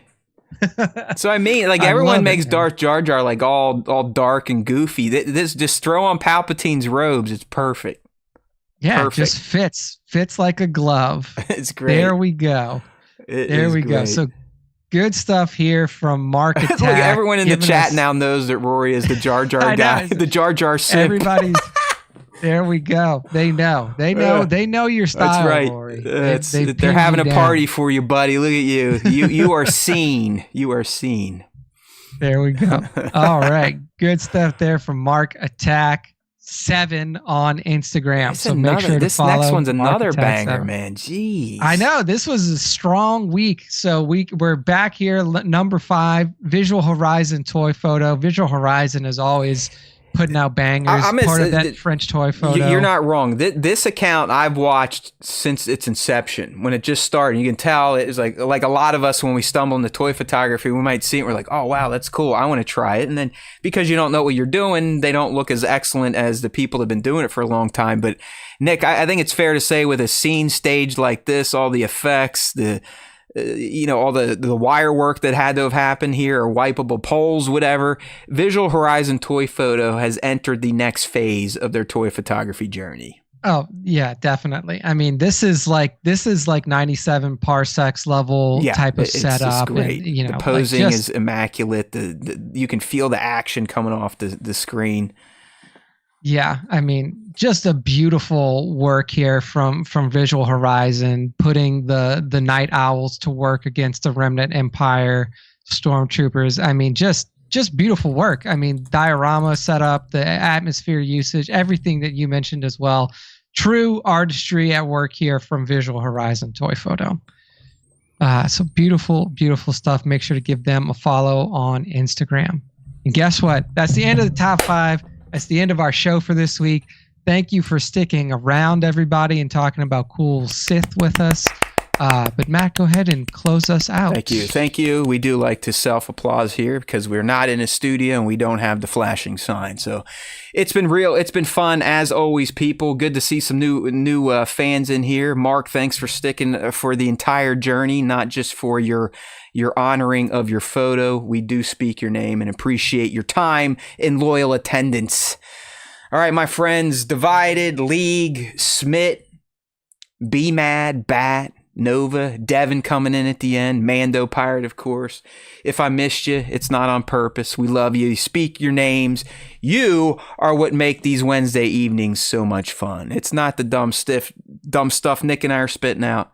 It's interacting with all of you, seeing where we're at, sometimes getting yelled at from randos that show up. You never know what's going to happen on a live stream of the SWTS, but there's always time for Star Wars time. Don't you forget it. We'll be back next week talking about who knows what. We got a new special topic we got to cook up. Unless maybe we just go to the non-Force user coolest looking people of all time. But it's like, I don't know about that. We might be wearing the coolest looking motif a bit thin. So we will be putting on our dunce caps, dialing in our AI overlords to see what the meat bags want us to spew next week. As always, make sure to check us out on our socials. We do put out clips of the show. I'm hoping to get out another AI podcast from Scott and Sally this week, probably on Bix Kayleen or maybe Cassian himself. We've got a few up there now. We got deep dives with Mara Jade, Dr. Afra, Hondo, the Gorman Massacre, Luthen Rael. All we do is produce content for you all to consume. So get subbed up if you really dig this, if you want a Vader cat next to your name, if you want access to these emojis that you see Divided Skywalker slinging around like a badass, consider joining the channel as a member for as low as $1.99 chop. All right, people, there's always time for Star Wars time. Don't you forget it. And don't you forget that if you listen or watch the Star Wars Time Show, because that's what most people do these days, plans will be announced in the future for you listeners. The Force will be with you always.